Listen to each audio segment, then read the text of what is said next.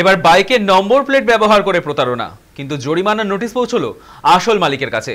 জানা গিয়েছে কলকাতার ইকো পার্ক থানার এক ট্রাফিক সার্জেন্ট আইন ভঙ্গের অভিযোগে একটি স্কুটিতে জরিমানার নির্দেশ দেন।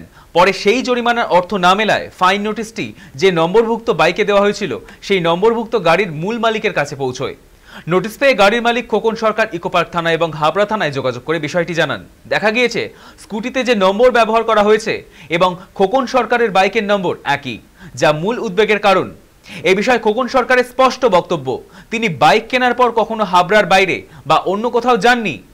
তাই তার বাইকের নম্বর ব্যবহার করে কেউ যদি আইন ভঙ্গের মতো অপরাধ করে থাকে অবিলম্বে সেটি বন্ধ হওয়া উচিত।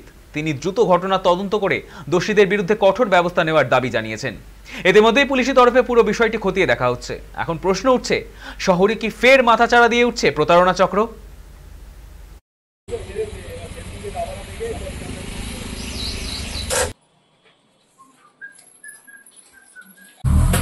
আমি কিন্তু দোকানে আছি, আমি দোকান 5টায় খুলি, 6:35 এটা না এটা জুলাই মানে এপ্রিলের 1 তারিখে হঠাৎ করে আমার মোবাইলে একটা মেসেজ আসে যে 1000 টাকা চালান এসছে উইদাউট হেলমেটের জন্য। আমি চালানটা ওপেন করে দেখি কি, আমি তো ভাবছি আমি তো হাবড়া থেকে কোথাও বেরোই না, কোথার থেকে উইদাউট হেলমেটে চালানটা ওপেন করে দেখি কি বাবা, এটা তো তালি পার্ক নিউ টাউন বিধাননগরে এসছে।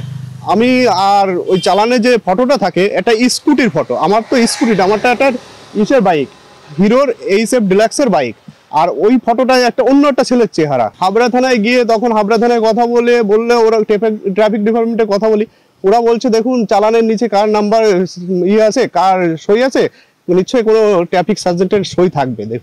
দেখলাম আমি, হ্যাঁ আছে, ওনার নাম আছে তাপস মণ্ডল। এখন যদি কোর্টে আমার বারবার নোটিফিকেশন আসছে আমার মোবাইলে যে আপনি আপনার চালানটা পে করুন, না হলে আপনার কোর্টে আপনার চালান যাবে। আমার কোর্টে আমি তো লিখিত নিয়ে আসি, কিন্তু কোর্টে যে হেনস্থ হওয়া, আমাদের মতো সাধারণ মানুষ এটা কোর্টে যাওয়া হেনস্থ হওয়া, আমার 2 দিন কাটানো 3 দিন, সেটা তো আমাদের মতো মানুষের বিশাল ব্যাপার হয়ে যাবে দাঁড়াবে।